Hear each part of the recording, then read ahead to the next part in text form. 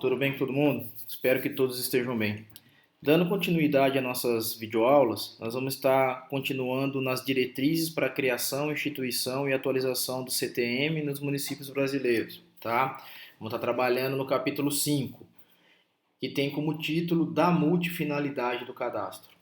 Esse capítulo é um pouquinho longo, então eu vou tentar me manter dentro dos 15 minutos de vídeo.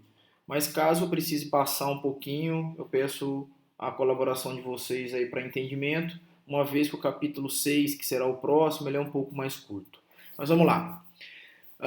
Nesse capítulo 5, a gente vai falar sobre o processo evolutivo, né, do cadastro, que ele tem que ser uma coisa aberta, tá? Da integração de diferentes temas dentro desse cadastro, da sua efetivação, né, para que você consiga fazer com que ele funcione, você depende de uma modelagem inicial de dados, que você tem que atender às necessidades dos diferentes usuários, não somente um usuário específico, né? E também fundamentar a representação cartográfica única, né? E um identificador único dessa parcela. E esse identificador tem que ser estável. Então a gente vai falar um pouco sobre essas características, né? Então no artigo 20 aí, ele fala que a multifinalidade do CTM ele vai ser assegurado pela integração das informações entre outros sistemas ao sistema básico comum de conteúdo mínimo que favoreça a atualização. Então, quando você vai fazer a integração de informação de várias fontes do cadastro, você vai pegar uma coisa, o identificador, por exemplo, desse banco de dados, ele tem que ser básico e comum a todos os outros temas que você vai colocar dentro deste cadastro, né? Então, no parágrafo 1 ele fala, né, ó, considera-se como conteúdo mínimo do CTM a caracterização geométrica da parcela, seu identificador único, localização e proprietário, detentor do domínio útil ou possuidor, tá? Então, o que ele quer dizer com isso? Então, vamos pensar aqui. A primeira seria a caracterização geométrica. Normalmente vai ser lá um polígono fechado. Vai ter um identificador, 001, por exemplo, único. Você não vai colocar em outro esse identificador. A localização seriam as coordenadas. Quem é o proprietário? Ah, tá, o proprietário é o Fábio. Ele tem o domínio útil ou é possuidor? Tá? Então essas informações é o básico que você precisa para começar o seu cadastro. E no parágrafo, perdão, segundo, ele fala que o identificador único da parcela é a chave de ligação com o CTM e não deve ser confundido com outros identificadores específicos definidos dentro dos cadastros temáticos. Quando você vai dar para aquela parcela só para relembrar o lote, mais popularmente dito, tá? Ele lá na prefeitura ou no estado ou a nível federal, ele tem lá um identificador, um número. Esse identificador, perdão, não pode ser confundido com outros identificadores que são específicos dentro do banco de dados. Então, a hora que você coloca lá, eu estou falando bem basicamente, né? Ou seja, bem básico. 001. A hora que você acessar esse cadastro, você vai conseguir ter todas essas informações aqui de uma primeira forma. E já sabe que é dessa parcela. Ele não tem que entrar e perguntar para você qual o 001. O 001 Fábio ou o 001 Felipe? Não pode ter isso. O Felipe tem que ser outro número. Ou o Fábio, né? Tá bom? E no terceiro aqui, o CTM deve conter apenas informações necessárias que permitam a sua atualização. Oh, perdão, que permitam a sua atualização de forma simples. Então, para você atualizar essa parte básica, tá? Você vai ter simplesmente informações que são necessárias. Aonde é o lote, ou essa parcela, qual é o identificador dessa parcela, a localização dela e quem é o proprietário. O proprietário pode mudar.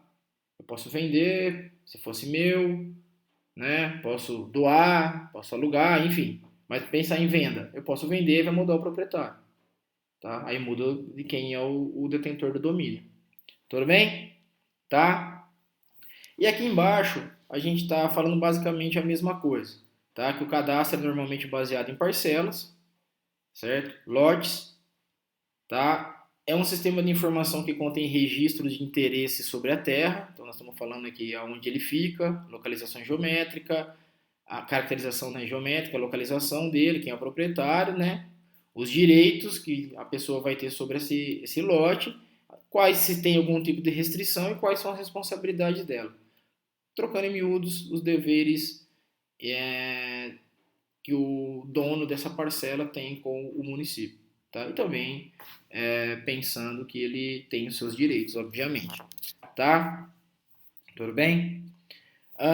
Então, esse lote, né, essa parcela, ela tem propósitos fiscais, que seria a avaliação, quanto ele vale e qual imposto ele vai pagar, os propósitos legais, eu posso transferir ele para alguém como venda, que eu acabei de falar, e além disso ajudar na gestão do território. Ele pode fazer um planejamento e ter algum processo administrativo em referência a esse lote, a essa parcela, tá? Sempre permitindo o desenvolvimento sustentável e a proteção do meio ambiente, certo? Aqui uma definição, o CTM é um inventário territorial, para relembrar, ou seja, é um registro público, oficial e sistemático do município. Ele vai se basear em levantamento dos limites de cada parcela. Pensa assim, ó, tá falando aqui nos parágrafos mais para baixo, eu vou tentar dar uma resumida para ir mais rápido. É como se você fosse pegar um quebra-cabeça, onde cada peça seria a sua parcela, certo? Essa parcela, ela só vai caber, ou essa peça, fazendo analogia com o quebra-cabeça, só vai caber num lugar específico. Então, a hora que você botou as coordenadas nela, ela só vai se encaixar naquele local, não tem como se encaixar em outro. Então, quando você vai fazendo novos loteamentos ou vai vendendo e comprando lotes, o município ele é um quebra-cabeça grande, aonde algumas peças serão inseridas, que vai ser os novos loteamentos, mas também aquelas peças que já estão encaixadas, ela não pode mudar, certo? Então, essa peça no quebra-cabeça é uma identificação única. Se ela mudar, vai ter problema. Ok, ela pode mudar se você errou e vai lá e vai corrigir. Aí é uma outra situação, tá? Então, no quebra-cabeça, ela vai ter alguns formatos, né? Pensando no quebra-cabeça. Mas na cidade, normalmente são retangulares. Dificilmente tem alguns muito com formatos diferentes. Então a gente está pensando sempre o quarteirão normalmente é quadrado retangular e sempre os terrenos são de 10 por 30, 10 por 25, basicamente.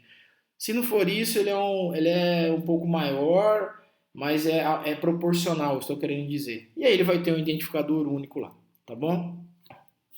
No artigo 21, ele vai falar que a multifinalidade do cadastro técnico, tá, deve ser modelada de forma a atender às necessidades dos diferentes usuários, os usuários atuais ou os potenciais que serão atendidos, uma empresa externa, por exemplo, com base no sistema de referência único, identificador único e estável para cada parcela. Então a gente sempre vai estar batendo nisso, esse capítulo sempre vai falar em identificador único, vai ser repetitivo. Identificador único e estável para cada parcela, tá? E eu deixei em negrito aí que é uma coisa bem importante. Então, considera-se identificador único e estável aquele que, uma vez atribuída uma parcela, não pode ser reutilizado para identificação de qualquer outra unidade cadastral. Sei lá, você deu um identificador para um lote e por algum motivo ele passa a não existir mais, você não pode pegar esse identificador e colocar em outro. Obviamente que ele não vai deixar de existir, tá? A gente já viu isso.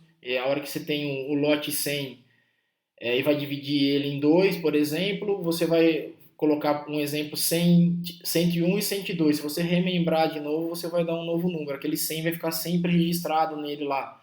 Ou seja, é a origem, é tudo como ele começou, tá bom? Tá? Então, a primeira coisa quando a gente tem esse identificador único aqui na representação gráfica, no mapeamento das parcelas, tá? Nessa parcela vai estar vinculado feições cartografadas ou cartográficas, né, com dados descritivos dessa parcela, como a gente já viu agora no último slide, para garantir, entre outros, a correlação inequívoca entre os dados cadastrais e os dados legais do cartório de registro de imóveis. Então, cada um tem lá a sua escritura, que foi lá no registro de imóveis, e lá no registro de imóveis ele tem uma numeração única. Se você conseguir pegar o cadastro do registro de imóveis e adicionar ao seu cadastro técnico multifinalitário, você vai ter sempre um registro único disso. Então, o registro que está no cartório é o mesmo que está no seu, por exemplo. Tá? E aí, como eu falei agora há pouco, do número 100, você vai ter uma análise histórica da parcela, o que aconteceu com ela. Tá? Então, processo de remembramento e desmembramento. Acabei de falar isso. Tá bom?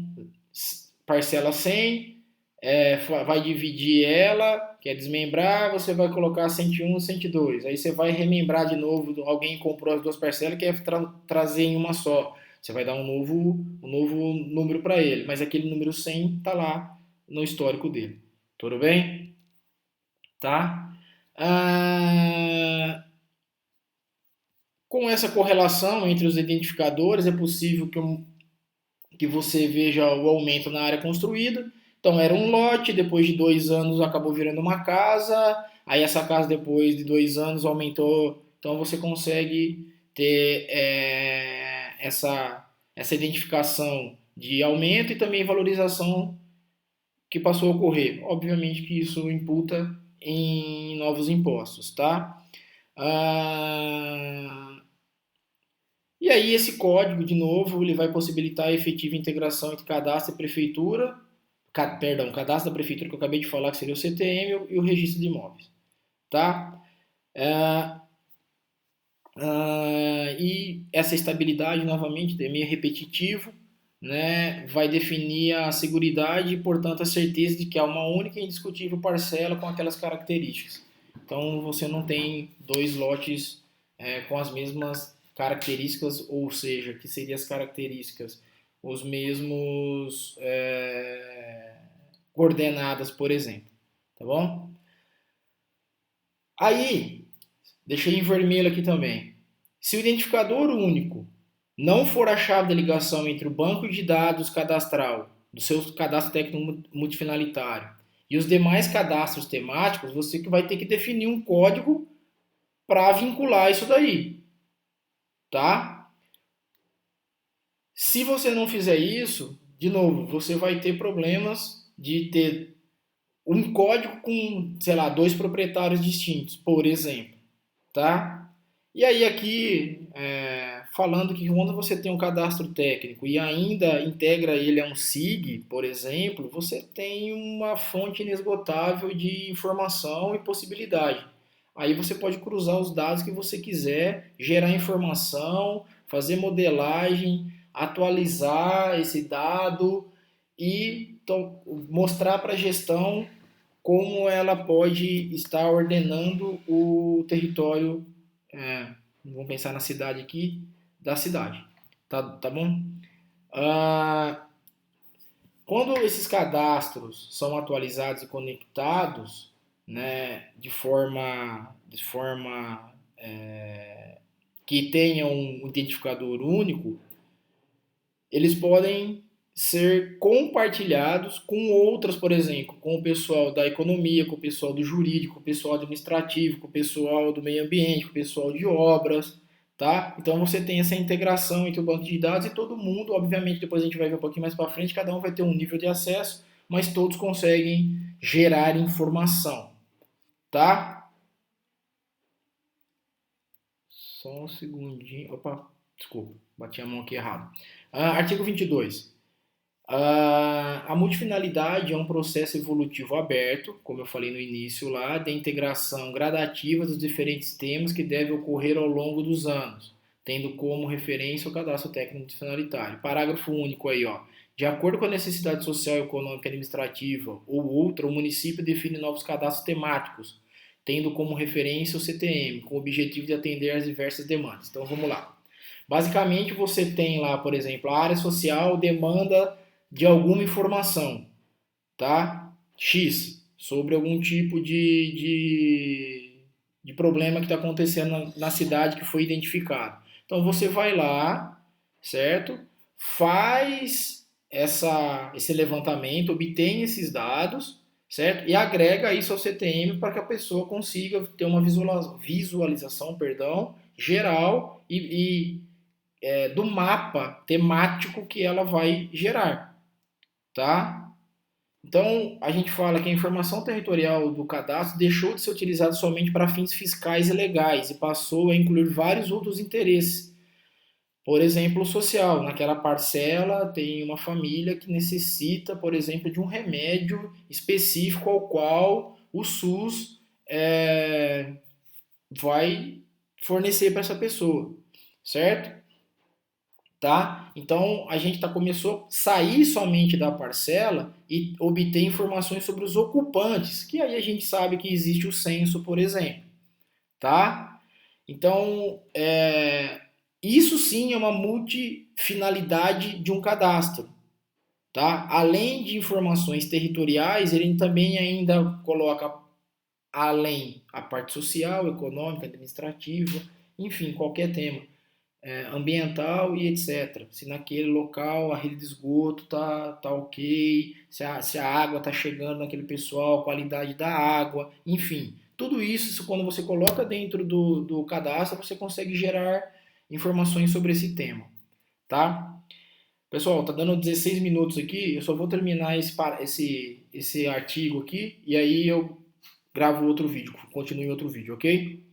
Uh, E aí fala que o cadastro técnico é um recurso técnico científico que tem um conhecimento fiel do espaço urbano, por isso que a gente falou lá que a modelagem inicial dos dados tem que ser muito bem feita, tá? Então vai atender vários cadastros técnicos, temáticos, como acabei de falar, perdão, certo? Que vão ser administrados por, às vezes, não só a prefeitura, mas por outras organizações. E além de documentos de produtos cartográficos aí, a gente pode gerar base alfanumérica, ou seja, coisa tabular e coisa gráfica, tá? Coisa que eu estou querendo dizer é informação gráfica, é gráficos, é modelo textual, enfim, tá? Cada um dentro do temático especializado. Pode ser a parte econômica, fiscal, enfim, tá?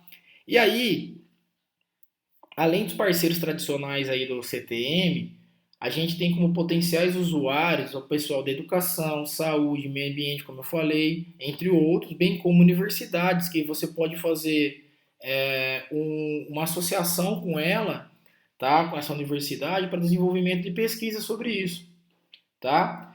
E, além disso, a gente sabe que o governo, né, é o federal, o estadual e o municipal. Então, se você tem um bom cadastro técnico, você consegue mostrar pro governador do estado, por exemplo, que você precisa de mais dinheiro, ou enfim, você precisa de recursos para alguma coisa, porque você tem informação sobre o meio. E esse governo vai para a esfera federal, certo? Fazer com que você mostre para ele, ó, a cidade lá está precisando. Então você passa a planejar e gerir melhor e de modo unificado e interligado nesses três eixos, né, que seria municipal, estadual e federal. Ok? Eu vou cortar aqui e começo o artigo 23 no próximo vídeo. Só um minuto.